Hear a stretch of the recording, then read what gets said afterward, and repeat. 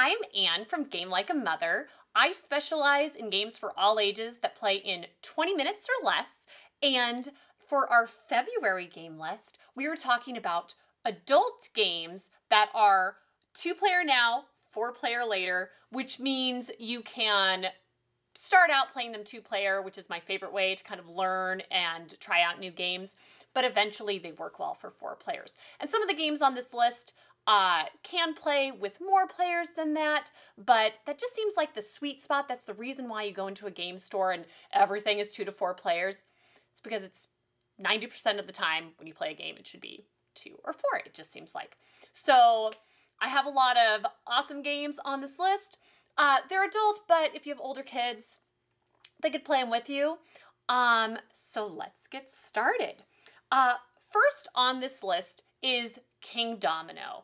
And I forget that this is a newer game because it has just quickly become one of our go-tos, and it's branched off to a bunch of different versions that you can play. It only came out in 2016, and it's a domino kingdom building game. It's a great family game. It's one of those ones that's really quick to start playing, and it's a great choice if your family's been playing something like Mexican Train for ages and you really need to switch to something a little more fresh and fun.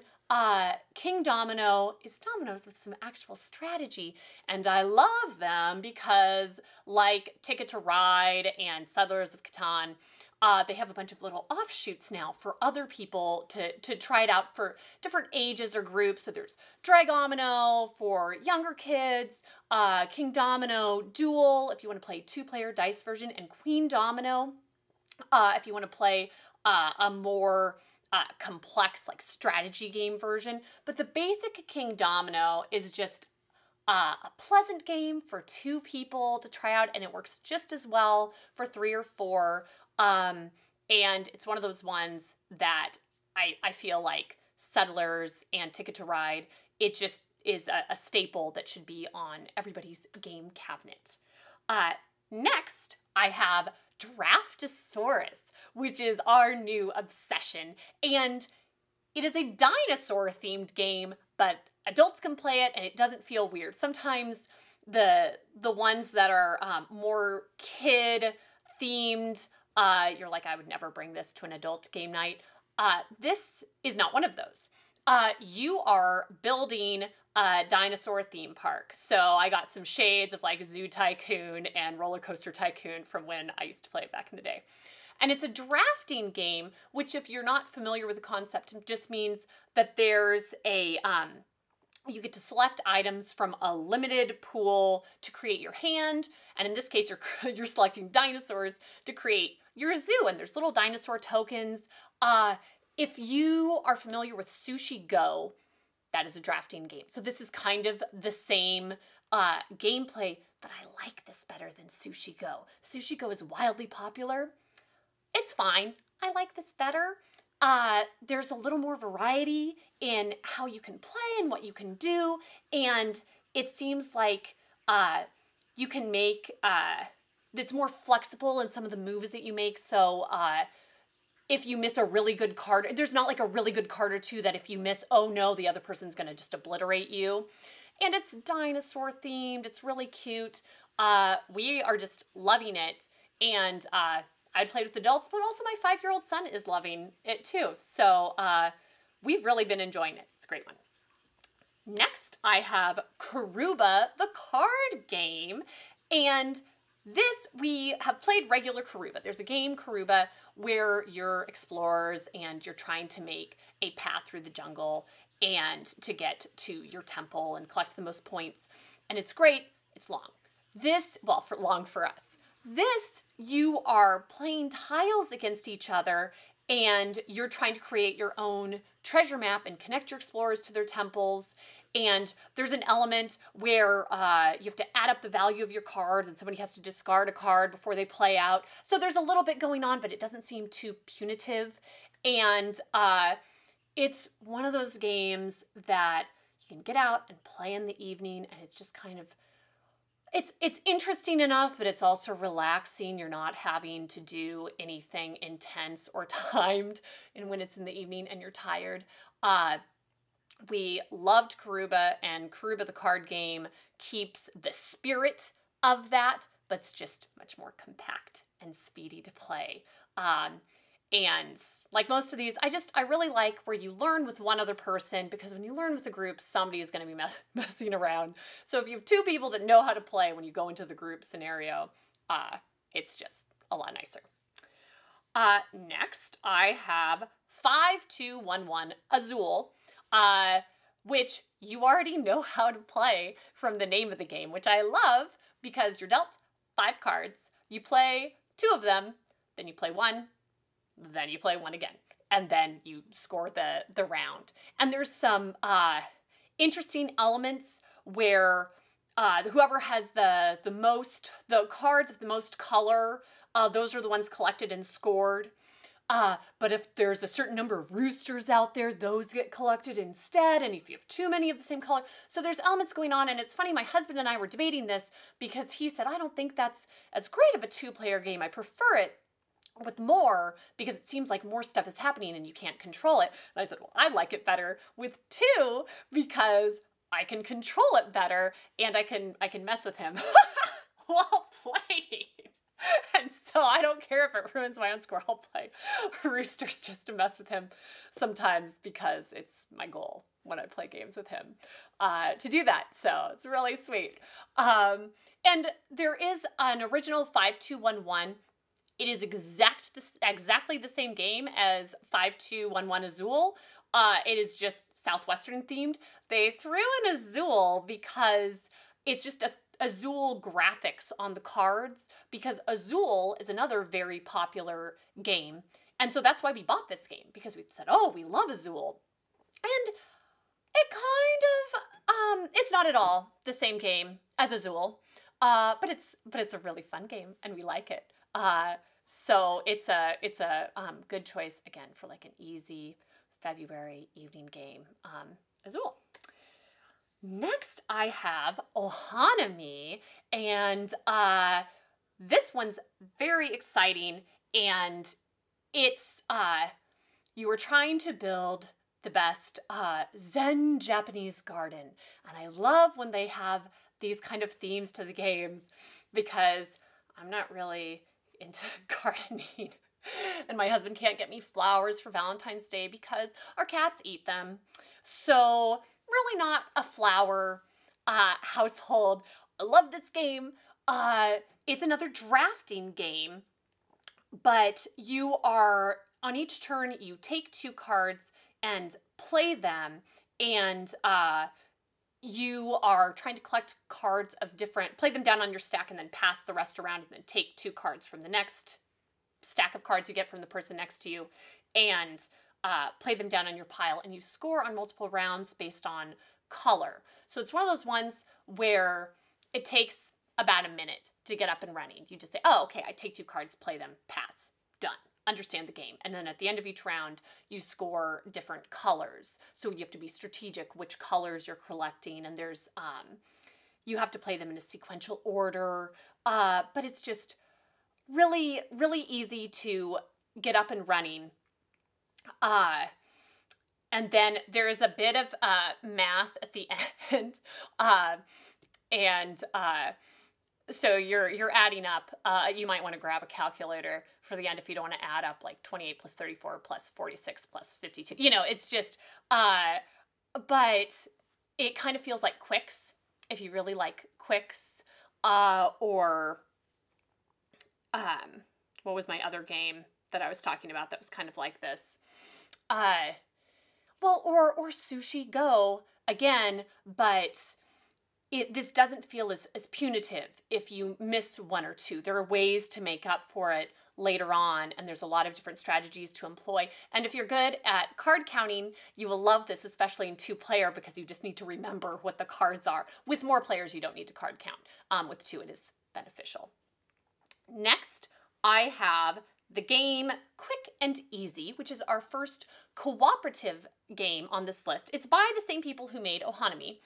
And The game Quick and Easy is the new follow-up to the game, which was quick but not easy. You didn't win most of the time that you played. It was really tricky. And this, you were able to communicate with each other to play cards in sequence on 2 piles. And as a team, you were trying to play all of the cards. It's probably a great couples exercise because you have to communicate. It's been really fun with our kids to play it because they have to communicate. And it's not that hard, but it's fun and it's pleasant to play. It's an easier baseline than Ohanami. I'd say Ohanami has a bit more going on. So you can hang in there if you don't quite get the strategy of why you're trying to get certain colors when and when it's best to play them. But the game, Quick and Easy, you're cooperative, you're communicating a bunch. If you really like stuff like this, you can play the game. They have another one called The Mind where you don't say anything and you have to play cards in sequence, and it's crazy because it works. Which is, but it's a lot of staring into each other's eyes.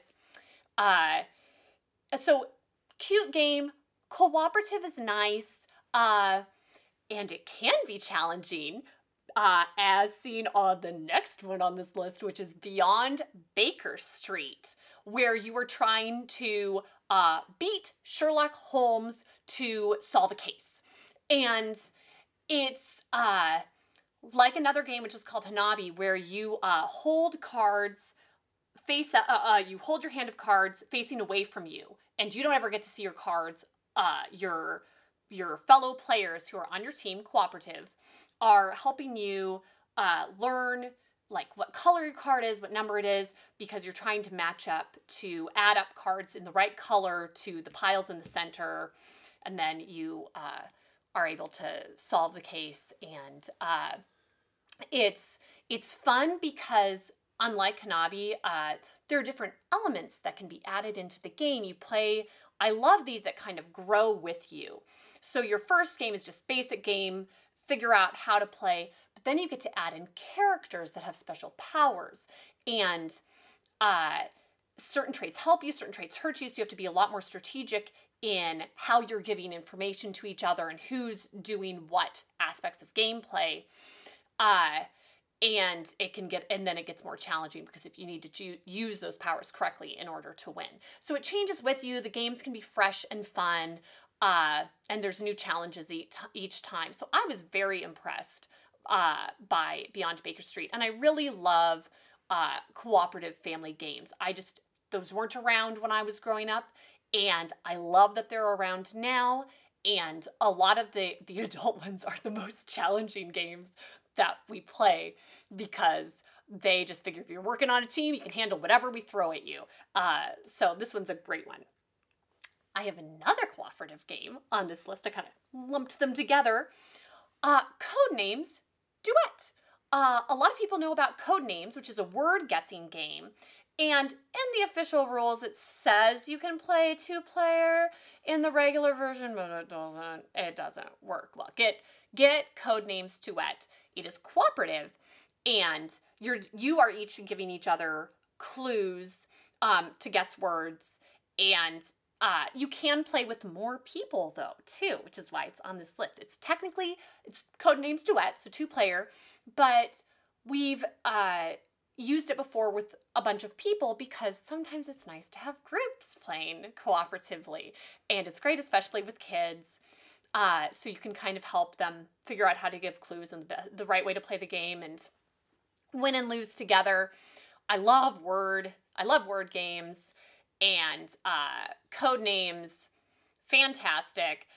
I do have on here as a sneak mention, we've recently been playing One Key, which is also cooperative, and it's kind of like a cooperative Codenames Pictures. So if you've played all the Codenames and you want something a little different, then you might want to check out One Key as well. Next on our list, we have kind of if you want more of a strategy intense game, but in a shorter amount of time, Dragonrealm. We love this game. My son played Dragonwood. This is the follow-up, And he was obsessed. I was obsessed. He'd say, can we play this game? And I was like, yes, we can play this game. And then I'd ask him because it's just so fun. It's fully an adult game. Follow up to Dragonwood. And you are collecting cards and rolling dice to collect the most treasure and collect magical location cards. And you have to watch out for goblins. And